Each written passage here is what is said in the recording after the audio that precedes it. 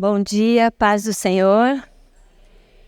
Como eu sempre gosto de falar, né, é uma alegria para mim estar aqui, né, a minha casa, né, a minha igreja, e é uma alegria poder também rever muitas pessoas queridas, né. A minha mãe está assistindo o culto, então ela pediu que eu mandasse um beijo carinhoso para quem lembra dela, né, a Ede Camargo.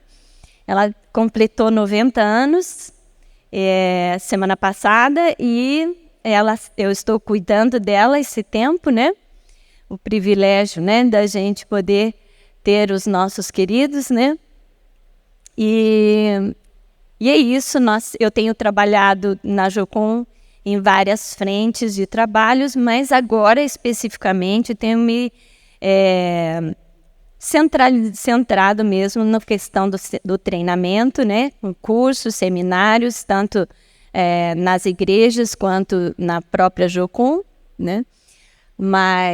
E agora cuidando da minha mamãe, né? Então a gente tem que conciliar as coisas. Hoje eu consegui dar uma fugidinha esses 2 dias, mas foi um privilégio estar aqui com vocês. Muito obrigada pela oportunidade. Eu queria compartilhar algo que está na segunda carta de Pedro. Segunda carta de Pedro,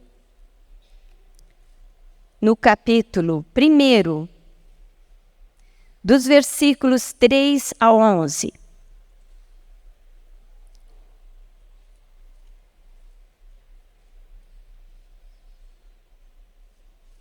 Como é bom adorar esse Deus maravilhoso, né, que nos ama tanto, e poder agora ouvir o que o Senhor tem para nos falar. A palavra do Senhor, ela é viva, ela é eficaz, ela é capaz de transformar a nossa vida, e é ela que nós vamos agora nos submeter para que o Espírito possa nos ensinar. Amém? A palavra fala no versículo 3, né, da segunda carta de Pedro, primeiro capítulo.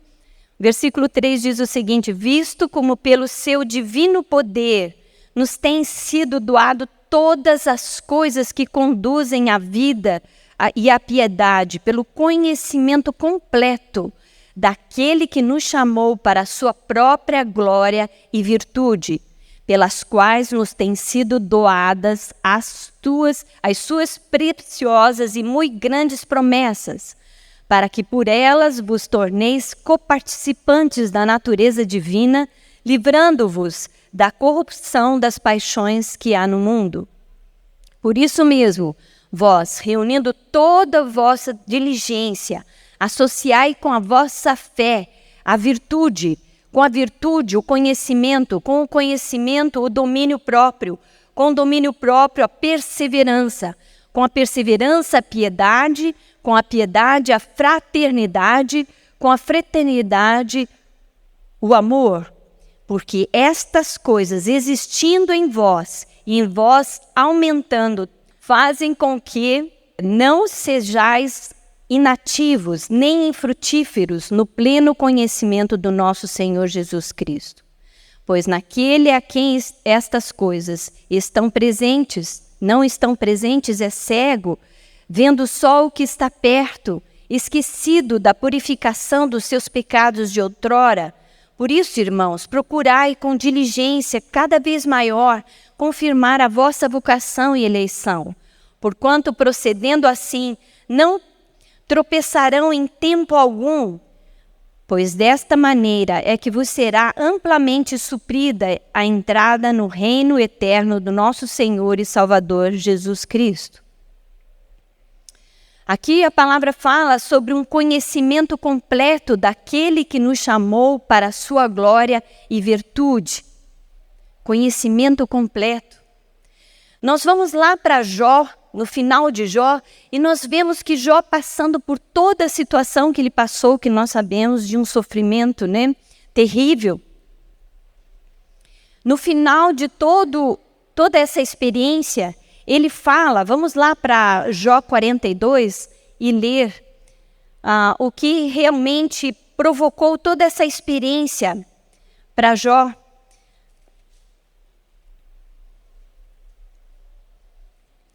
Jó nos fala no capítulo 42, do 1 ao 6, ele diz assim: Então respondeu Jó ao Senhor: Bem sei que tudo podes, e nenhum dos teus planos será frustrado. Quem é aquele, como dissestes, que sem conhecimento encobre o conselho? Na verdade, falei do que não entendia, coisas maravilhosas demais para mim, coisas que não conhecia. Escuta-me, pois havia dito, e eu falarei, eu te perguntarei, e tu me ensinarás. Eu te conhecia só de ouvir, mas agora os meus olhos te veem. Por isso me abomino e me arrependo no pó e na cinza. Conhecimento pleno do Senhor. Esse conhecimento pleno não vem do nosso próprio entendimento. Esse conhecimento pleno é revelação de Deus em nós. E Jó teve isso em meio a um sofrimento terrível. Ele viu, na verdade, toda a sua vida ali dissipada. E o Senhor se manifesta. O Senhor revela. Há todo um ensaio filosófico ali de conselheiros, dando a sua postura e posição diante de toda aquela situação, trazendo um diagnóstico e trazendo soluções para ele. Mas quem vai se revelar plenamente e revelar quem era esse Deus é o próprio Deus. Nós vemos também ali Davi. Davi, ele em Salmos 131, ele fala que ele não se deteve em muitos conhecimentos, nem conhecimentos difíceis para ele.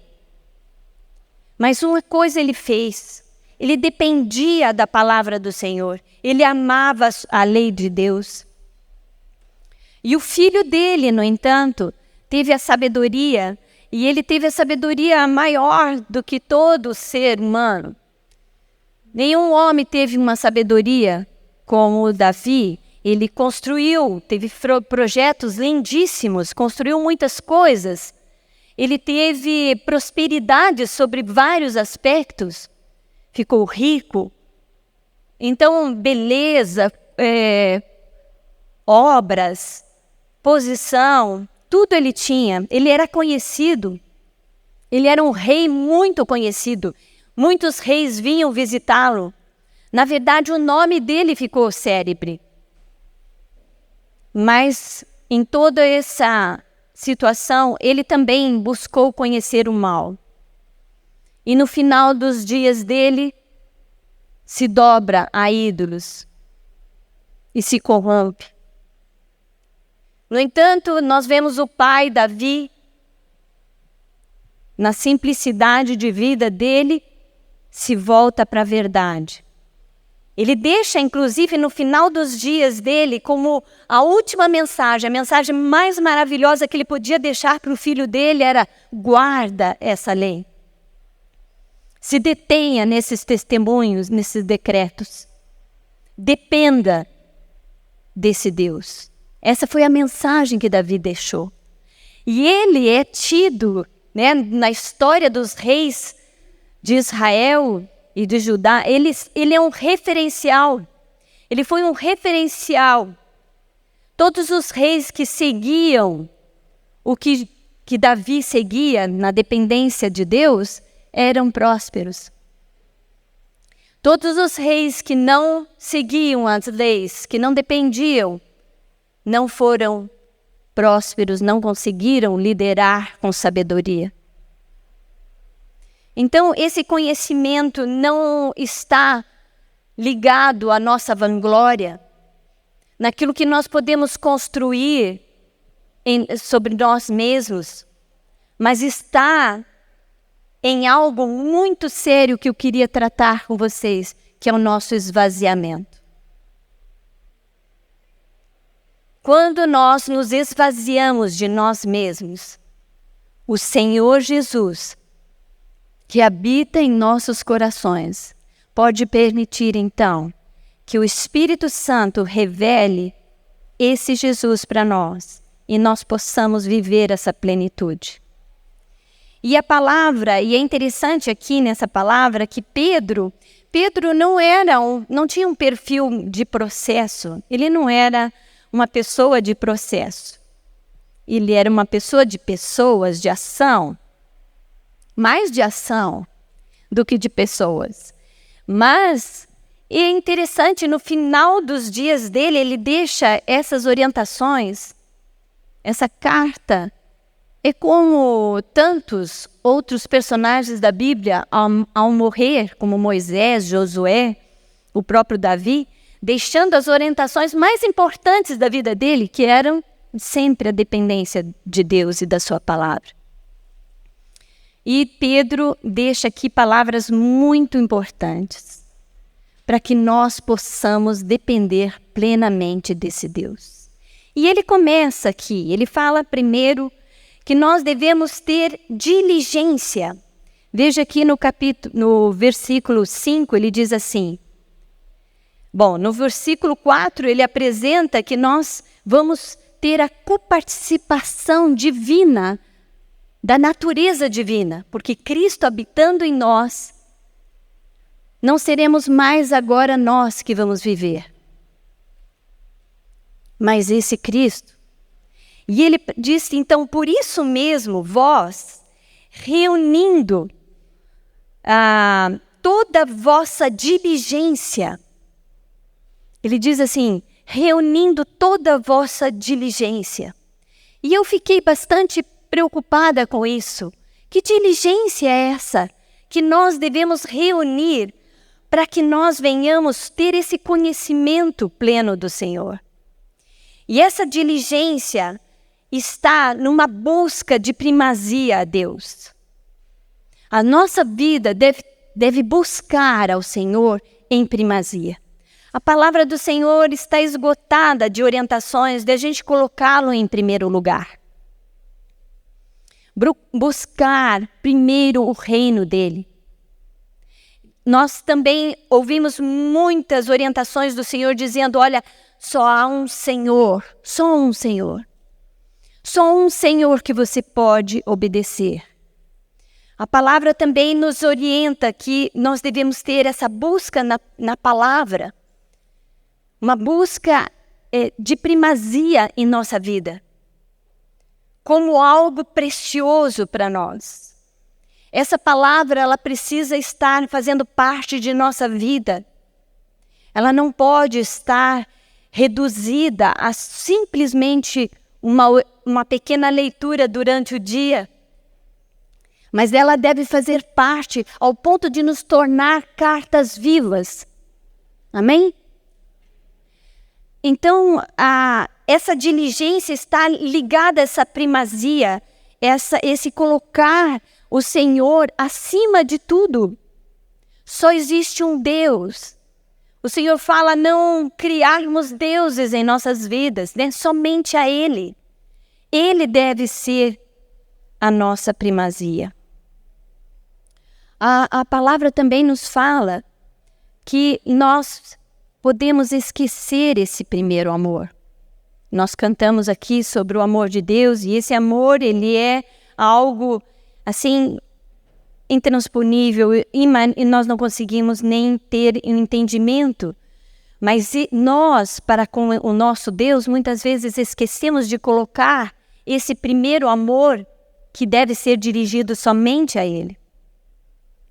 Uma coisa que eu queria explicar, que só para a gente poder entender como é importante que nós depositemos esse primeiro amor a Deus, é que é exatamente como nós iremos funcionar.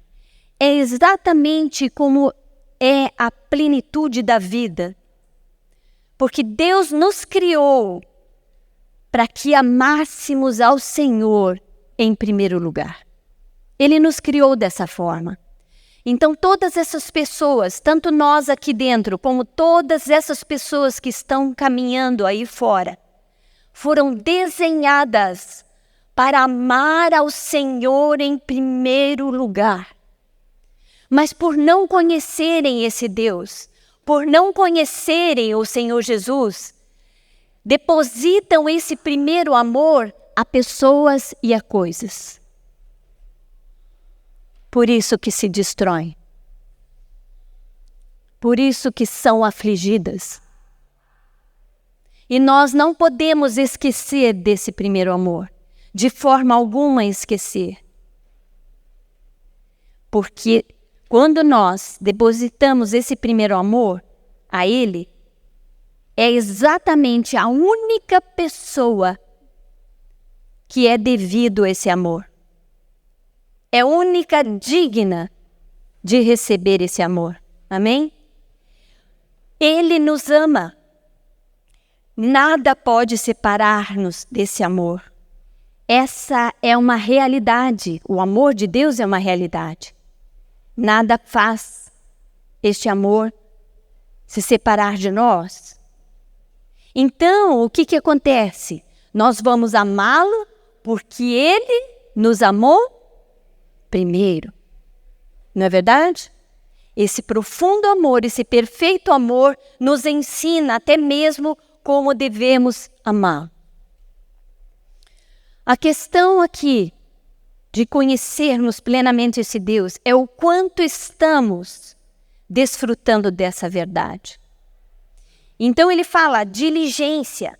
A diligência está em colocarmos em primeiro lugar o nosso Deus. Efésios 4, de 22 a 26. Vamos lá, vamos ler esse trecho. Efésios 4. Do 22 ao 23 nos diz o seguinte, no sentido em que, quanto ao trato passado, vos despojeis do velho homem, que se corrompe segundo a concupiscência do engano, e vos renoveis no espírito do vosso entendimento, e vos revistais do novo homem, criado segundo Deus em justiça e retidão, procedentes da verdade.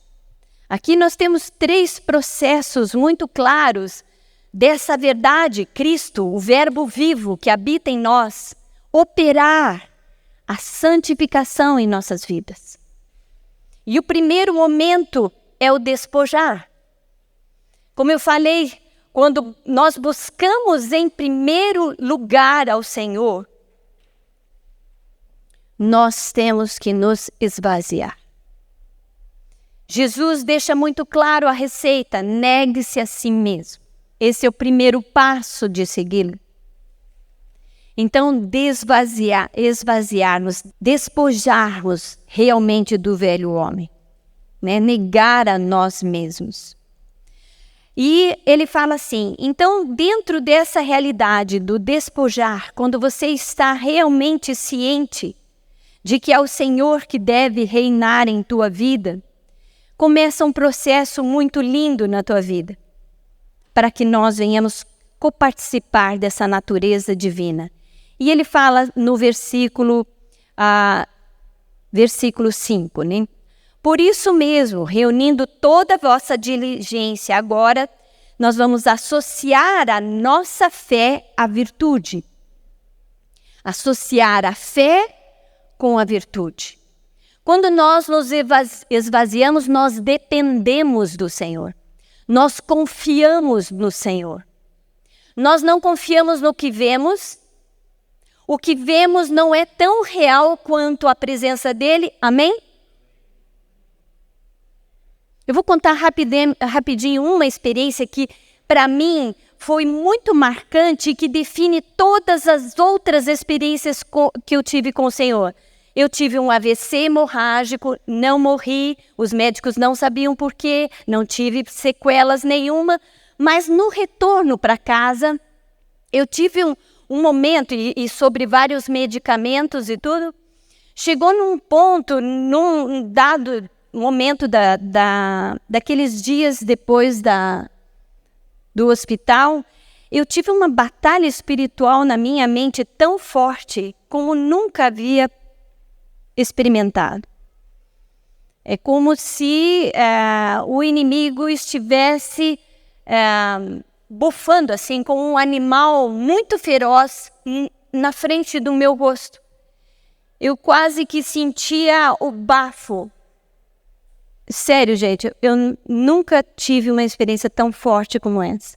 A ira do inimigo sobre a minha vida. E quando eu estava naquele momento tão aturdida e temerosa sobre aquela experiência, veio uma voz. Sabe aquela voz do nosso amigo? Aquela voz serena, firme, de um pai amoroso, de um filho bendito que me resgatou. E essa voz me falou assim: Denise, nenhum mal te alcançará. Então, eu estou falando disso. Eu estou falando que nem a morte deve abalar as nossas vidas, porque quando a nossa confiança está neste amor, nada supera isso. Amém? Nada, absolutamente nada. Muitas pessoas não conhecem esse amor. E elas precisam de muitas coisas para se sentirem acolhidas, amadas, supridas. Vocês entendem? Confortadas. E se não tem, elas ficam abaladas. Elas se sentem destruídas. Mas a nossa esperança está no Senhor. A nossa esperança está nesse amor. Então, essa fé, ela está associada à virtude. Porque essa fé vai fazer o que a palavra em Hebreus 12:2 fala, vai fazer com que a gente focalize no autor e consumador da nossa fé. Amém? É a Ele que nós temos que olhar. Mesmo que o mundo fique constantemente fazendo com que nossos olhos que nós tiremos esses olhos dele, para que venhamos focalizar nos nossos problemas, nas nossas dificuldades, nas situações do mundo, como elas estão sendo apresentadas a nós.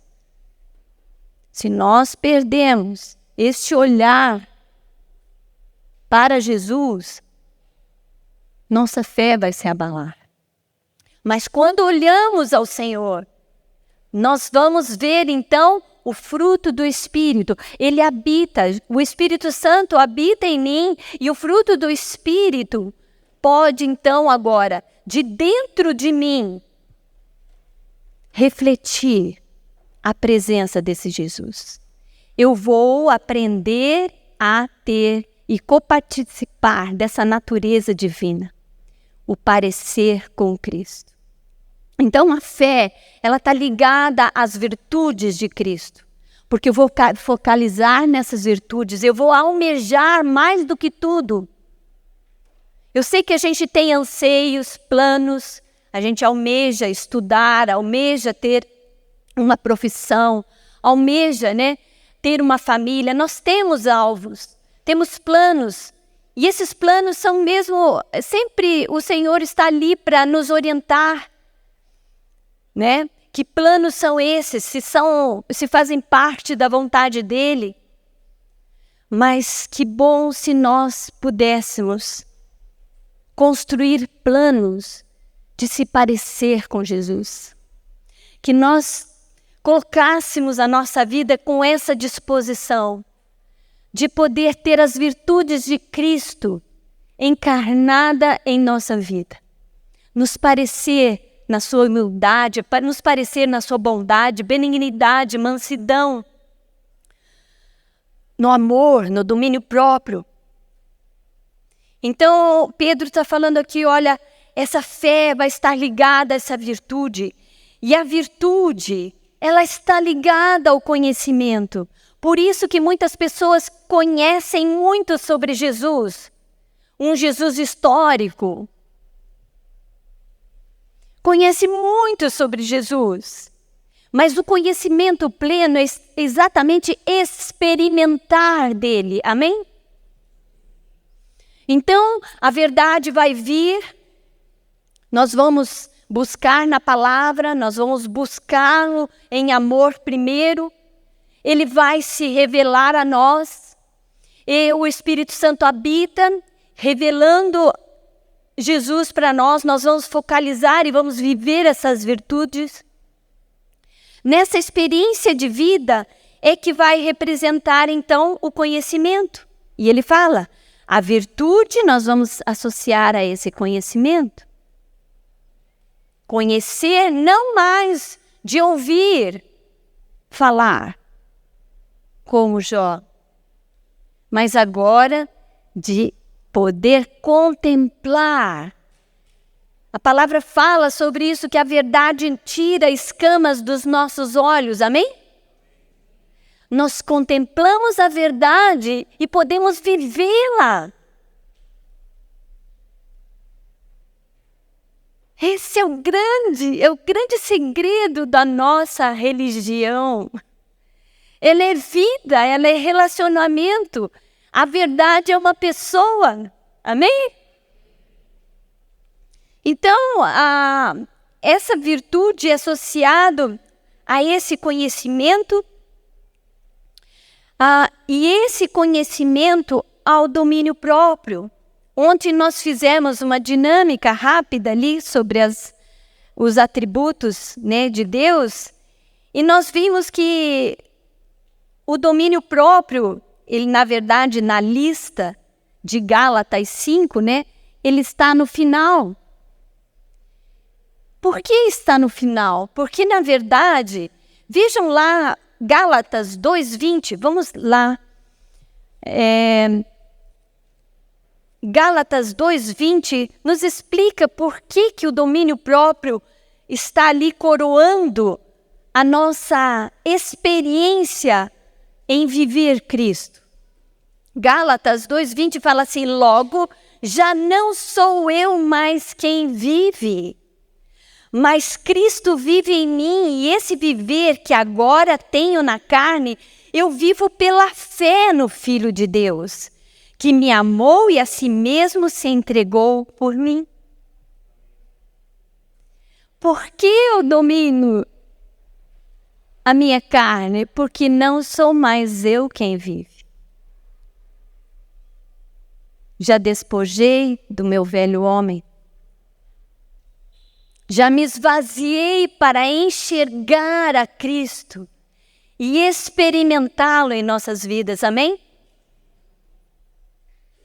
E ele fala, então, e esse domínio próprio vai ser associado com a perseverança, claro que é. Vejam lá em Tiago 1, de 2 a 4. Tiago, de 2 a 4, nos diz o seguinte, meus irmãos, tende motivo de toda a alegria ao passardes por várias provações.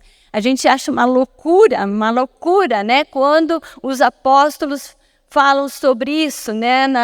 Nas cartas, nas suas orientações, né? Paulo sempre frisa sobre isso. Tiago está falando aqui para nós. Por que nos alegrar? Porque nós estamos passando por um processo de coparticipação da natureza divina. Estamos sendo achados ali dentro dessa família bendita de Deus. O Senhor nos abre espaço para viver agora essa vida e nos parecer com o Filho dele. E para acontecer isso, nós vamos ser provados.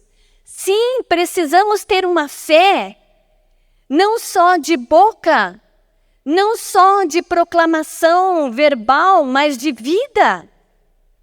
E ele fala aqui, meus irmãos, tende por motivo de toda alegria passar por várias provações, porque essas provações, essas situações que Deus vai permitir em nossa vida, porque nós vivemos num mundo onde jaz o maligno, o mal está aqui, nós estamos vivendo aqui, não estamos fora desse mundo. Então Deus vai permitir que nós passemos por situações, mas Ele vai reverter para a glória dEle essa situação. Por quê? Vai nos servir para realmente sermos aprovados em nossa fé. Amém? E Ele continua falando, sabendo que a provação da vossa fé, uma vez confirmada, produz perseverança. Então a perseverança vai vir exatamente quando eu passar pela prova e permanecer fiel, assim vou ser aprovada. E então vai se estabelecer perseverança. Amém? E o que vai acontecer é que nós vamos estar crescendo, amadurecendo no Senhor. Nos firmando no Senhor. E nos parecendo cada vez mais com Ele. E Ele continua. Então, da perseverança, vamos associar a piedade. Mas é claro, porque esvaziei-me da minha carne, focalizei em Jesus, experimento em obediência a esse Jesus. Agora sou provado e permaneço firme. Estou pronta para entender o amor de Deus, que não tem nada a ver comigo. O amor de Deus não tem nada a ver com isso. O amor de Deus tem a ver com amá-lo em primeiro lugar e ao outro. Agora estou pronto para entender realmente esse amor, que é me dar, me doar, servir. Não preciso ser amado mais, por quê? Já sou amado plenamente. O Senhor me dá presentes, que são relacionamentos de pessoas que vão me amar, mas eu não dependo mais deles. Eu não preciso depender desses relacionamentos. Amém? Eu desfruto deles, mas minha segurança não está neles. Amém? Agora estou pronto para entender o que é amar. E daí a piedade significa ter compaixão, ser misericordioso, verdadeiramente ser misericordioso. Não fazer obras isoladas dessa compaixão, mas as obras vão perseguir, ser consequências dessa compaixão. Amém? E a palavra fala então que essa piedade estará ligada também à fraternidade. Porque desde que eu entendo que não vivo mais para mim, quem vive é Ele em mim. Agora eu preciso me doar e me doar à minha família, aos meus irmãos. Primeiro, a nossa família, aos nossos irmãos. Sabe por quê? Não existem cavaleiros solitários espirituais. Você não tem que ficar preocupado com o teu crescimento, com o teu bem-estar. Você hoje é um corpo. E quando alguém está doente desse corpo, todos estão sofrendo. Portanto, nós, vivendo essa vida de piedade, vamos ser piedosos, antes de mais nada, aos nossos irmãos. Amém? Servir, amar, se doar aos nossos irmãos. Porque é até que todos nós cheguemos. Amém? O Senhor não vem buscar um cavaleiro solitário. O Senhor vem buscar um corpo unido, que se ama. Amém? Então, Pedro continua falando que a perseverança estará associada a essa piedade, a piedade a essa fraternidade, e a fraternidade, então, consciente, clara, associada ao perfeito amor. Amém? quero terminar rapidamente com um versículo em Provérbios. Provérbios 21, 26. Provérbios 21, 26 diz o seguinte: o cobiçoso, e como eu falei para vocês, quando Jesus não é a nossa suficiência, quando nós não temos nele a segurança, nós vamos cobiçar qualquer coisa nesse mundo. E esse mundo tem um sistema de tentar nos enganar com tantas ofertas, né? Então, aqui fala que o cobiçoso, ele cobiça todo o dia. Não é questão de cobiçar todos os dias, ele cobiça todo o tempo. Então, quando nosso coração não descansa e não se esvazia de nós mesmos, de ficar buscando em nós a solução, a aceitação, a segurança, o ser amado, nós vamos cobiçar. E, na verdade, isso é a própria destruição. E ele fala que o cobiçoso cobiça todo o dia, mas o justo, sim, mas o justo dá e nada retém. Ele dá e nada retém. Olha só, nós podemos viver livres, inclusive, de sermos reconhecidos. Nós não vamos precisar do reconhecimento humano, aleluia! Nem a batidinha nas costas e dizer, nossa, que legal o que você fez. Não, nós não precisamos do like de nada. Já somos amados pelo perfeito amor, recebidos e acolhidos à família de Deus. Temos em nós a presença do Espírito que pode permitir que alcancemos em nos parecer com Jesus. E agora termos o privilégio de sermos fontes de águas vivas, como fala a palavra em João 7, sermos fontes de águas a fluir do nosso interior, amém? A presença de Jesus nos ensinando a amar e não precisando ter nada de volta, amém?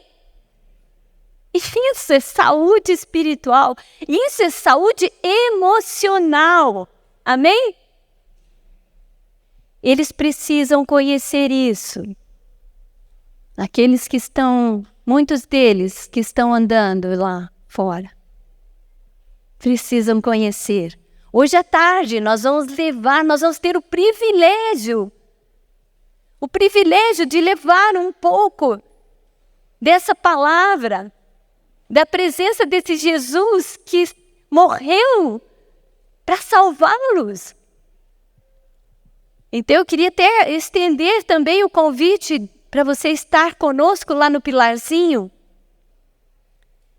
Quanto mais nos damos, quanto mais servimos, mais felizes somos. Quanto mais retemos, mais infelizes e desgraçados somos. Então eu queria deixar essa palavra que eu realmente tenho vivido na minha vida. Não é alguma coisa que só me inspira emocionalmente, mas tem sido uma regra de vida. Ofereçamos toda a nossa vida a esse Deus,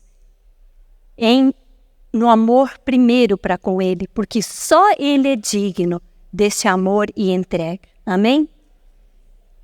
Eu queria pedir para o pastor Matias poder estar intercedendo por nós sobre isso, para que nossos corações possam estar passando por esse processo, a verdade está passando por esse processo em nossa alma, como Pedro fala, e que a gente possa desfrutar plenamente dessa vida que o Senhor nos dá.